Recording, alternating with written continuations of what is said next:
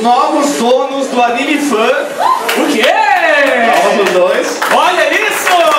Vamos fazer o seu anúncio oficial do novo evento. Passa agora para Jack.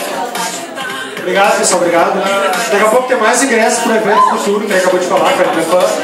Então a gente está passando por umas reformulações aqui, visando sempre a melhorar. A gente veio aqui dando um apoio para o Sunset Festival, participar junto. E também já não sei em primeira mão, para quem está perguntando já há algum tempo sobre o Anime Fan, quando vai ser a próxima edição.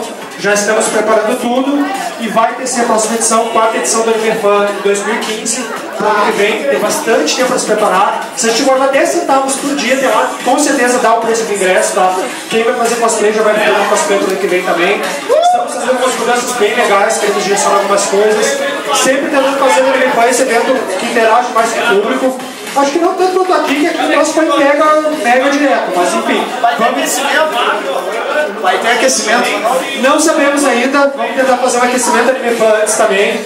Um evento que sempre tenta fazer interação com o público, é feito de fãs para fãs, então a gente espera todo mundo que está aqui lá, convida os amigos, convida familiares, convida todo mundo.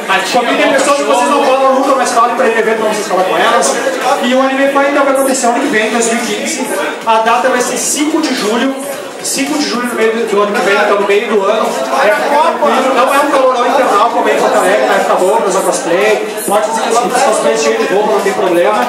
E o local do evento, para quem já foi na terceira edição, já conhece, vai ser do Israelita Hebraica, o local de fácil acesso, próximo da Redenção, próximo do centro, tranquilo para chegar. 5 de julho do ano que vem, então, no Anime Fan. Esperamos todos vocês lá.